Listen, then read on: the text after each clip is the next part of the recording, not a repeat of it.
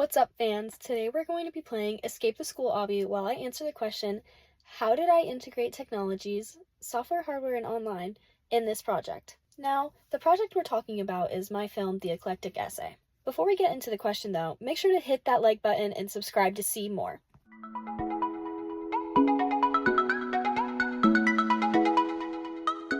Anyways, to start off, we needed a place to make blogs.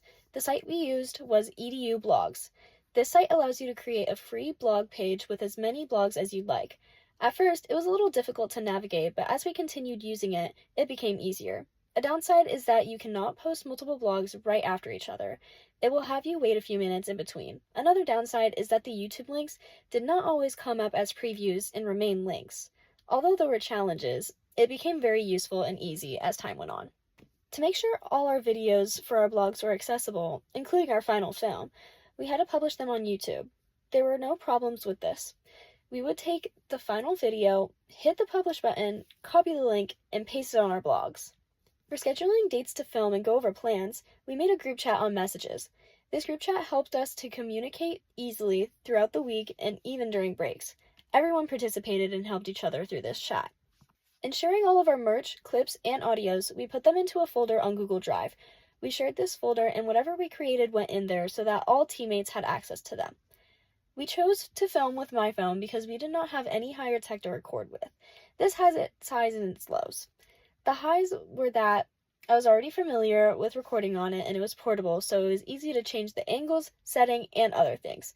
The downside is that the phone was not entirely stable. It was handheld the entire time, making the clips a little shaky.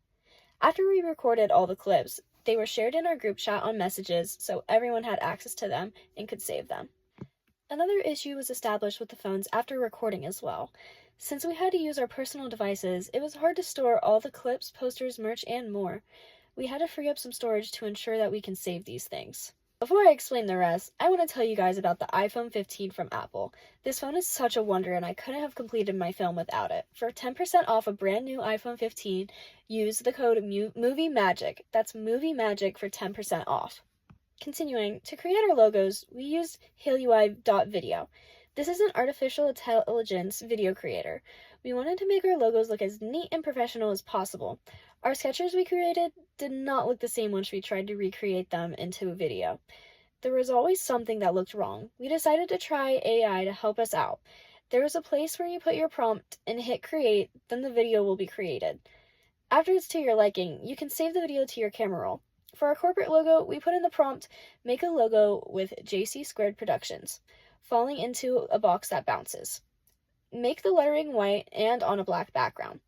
This logo gave us no trouble other than a random lighter spot in the top corner. To fix this, we took a plain black image and put it over the spot. It came out exactly like we imagined on the first try.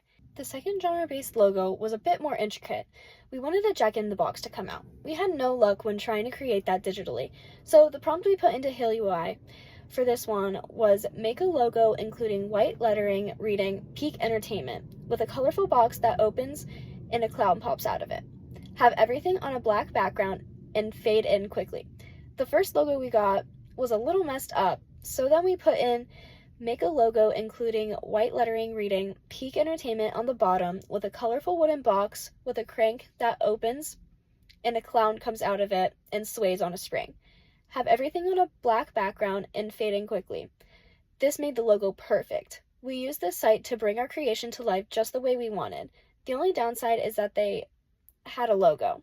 On the bright side, this logo was small and could be covered when we placed it into CapCut. In the editing process, we used CapCut. CapCut provided free editing to combine our clips, add sounds, transitions, and voiceovers. This app was also used for the making of our credits.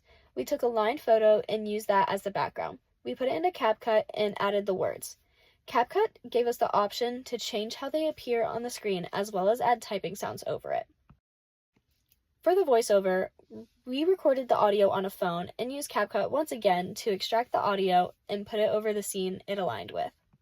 To finish off, since we used 17 movie quotes in scenes in our film, we had to contact each production company to make sure we had permission to use these clips. Well guys, that is all for today. I hope you learned a little something about the technology needed to produce a film and enjoyed the obby. I also hope you guys have an amazing week. Stay awesome, my movie lovers.